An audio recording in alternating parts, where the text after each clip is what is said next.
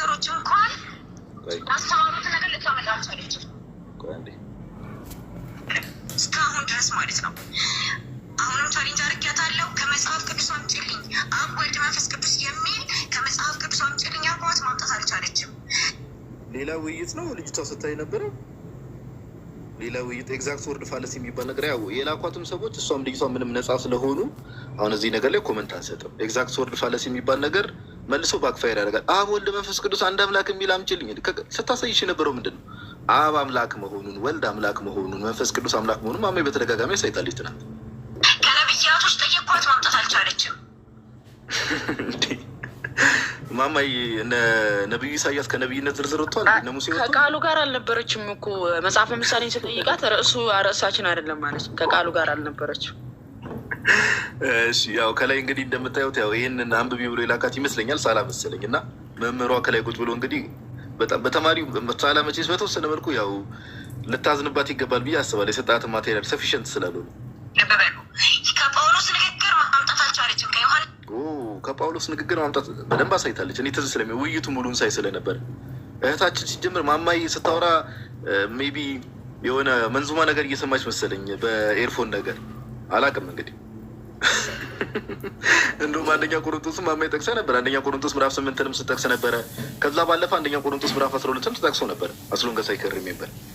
ኦኬ የጸጋ ስጦታ ልዩ ልዩ ነው እያለ ጳውሎስ ባይዘው ይዘጋ ቁልጭ አድርጎ የሥላሴን ትምህርት ነው የሚያሳይ ቁልጭ አድርጎ። እሺ ንግግር ማምጣት አልቻለችም። ከነሱ ንግግር ወጥቶ የቤተ ክርስቲያን አባቶች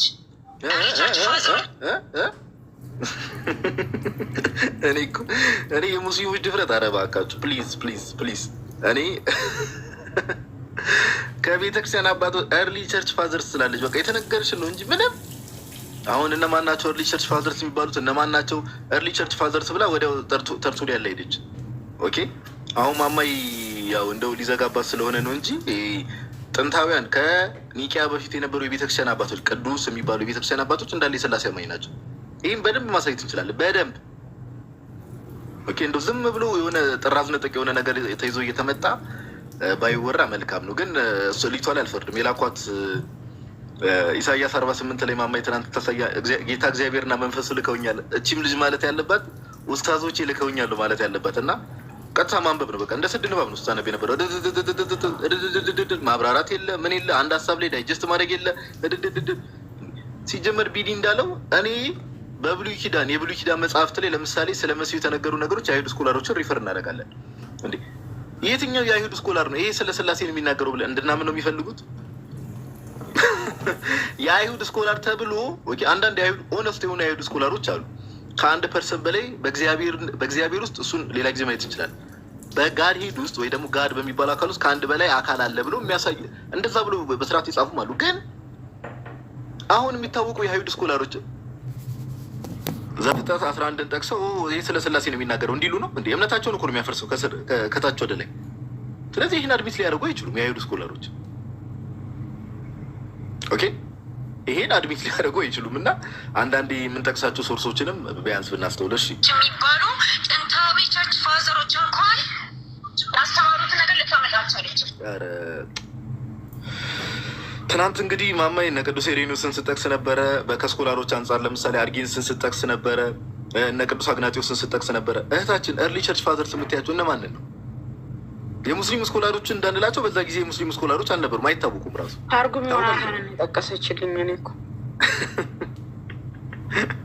እንዲህ ዝም ብሎ በስሜታዊነት የመጮው ነገር እንደው የመጮው በቃ ዝም ብሎ ለመስማት እንሞክር። ዝም ብሎ መጮው አይደለም። ኦኬ ውይይት ሲመጣ በእውቀት ሰው የሰጣችሁ ማቴሪያል ራሱ በማቴሪያል ደረጃ ሰው እኮ ማቴሪያል መስጠቱ ችግር የለውም። ግን የተሰጣችሁ ማቴሪያል ሰው ማጥናት አለበት። ኦኬ በተወሰነ መልኩ ምን ማለት አለበት?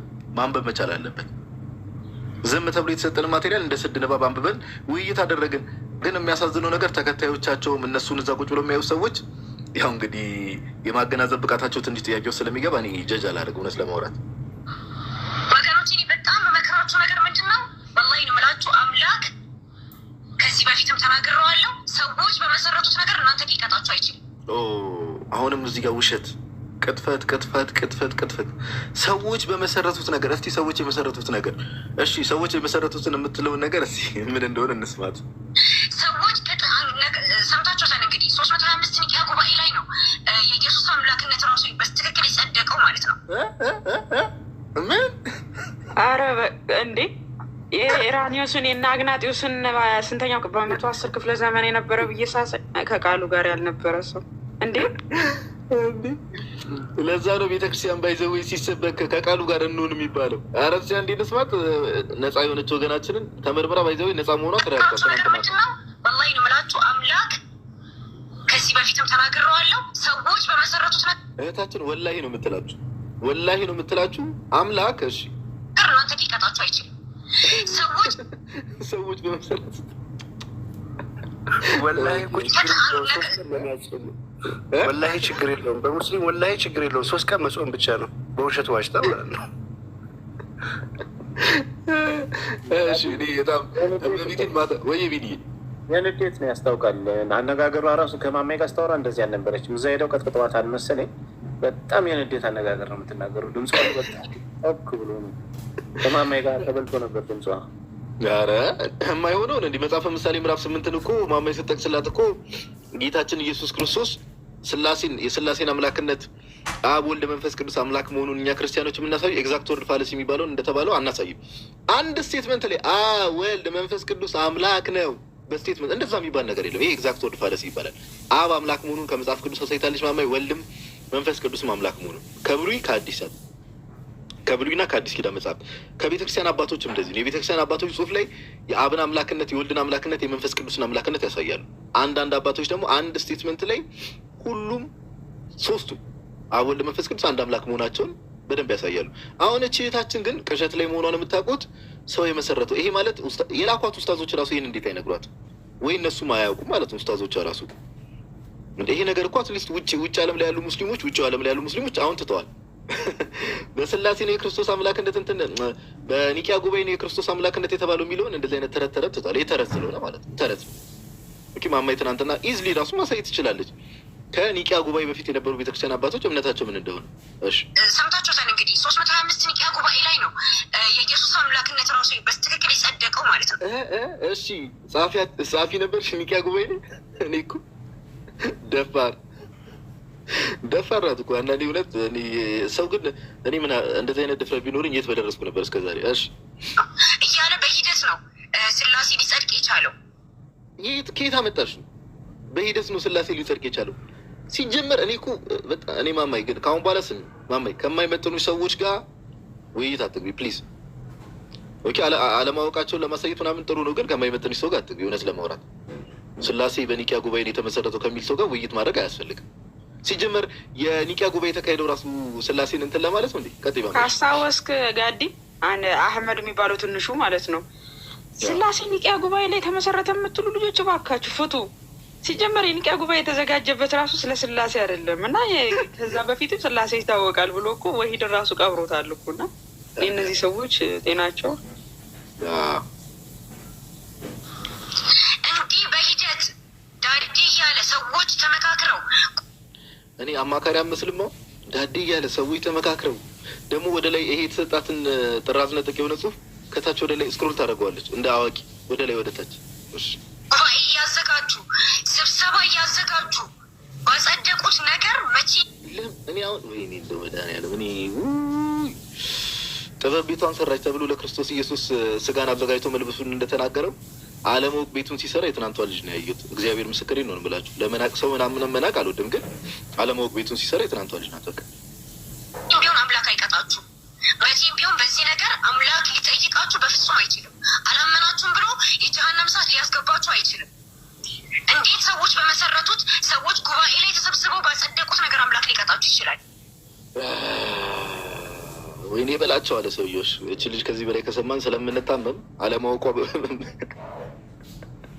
እኔ ደግሞ እኮ በጣም የሚያስቀው ነገር ማማኝ ሙስሊሞቹ ናቸው ሪከርድ እያደረጉ ይለቃሉ። በጣም ትልቁ ነገር ያወራች እያስመስሉ። አረ ጋይስ ፕሊዝ ማጠቃለያው ላይ እያወራው ፈርጥጣ ወጥታ ማማይ አመለጠች ብሎ ነው የፖስት። በቃ እነዚህ ሰዎች ጤንነታቸው የመጨረሻ እነዚህ በነገራችን ማማይ እሱ ጋር በልጠሻታል በጣም።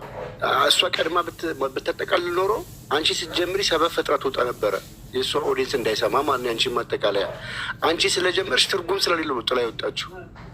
እንጂ ማጠቃለያ ብላ ስትፈልግ ነበረች። ነቅላ ያወጣችው ራሷ ነች እንጂ እያወራሽ ምን መሰለህ አሁን አስቸጋሪውን ማማ የትናንት አሁን እሺ፣ አንድ ሁለት ነገር ላንሳለ ችግር የለውም። እኔ ማማይም ዋይፋይ አንተ ሊድ ስለሆነ እዚህ ላይ ያበቃለሁ። በሰፊው ግን ከዚህ በፊት ነው። ኦኬ እሺ፣ እንደዛ ከሆነማ የተወሰነ ከኒቂያ በፊት የነበረው ድምጽ ይሰማል። ጋዴው አንዴ 30 ሰከንድ አንዴ ኦኬ እስክትመጣ ማማ የትላንትና እኮ አሪፍ አሁን ኢብኑ ተይሚያ ተነስቷል። በጣም ኢብኑ ተይሚያ ሼኩል ኢስላም እየተባለ በጣም እየተንቆለጳጰሰ ሲነሳ ያመሸ ስኮላር ነው። ቤርድለስ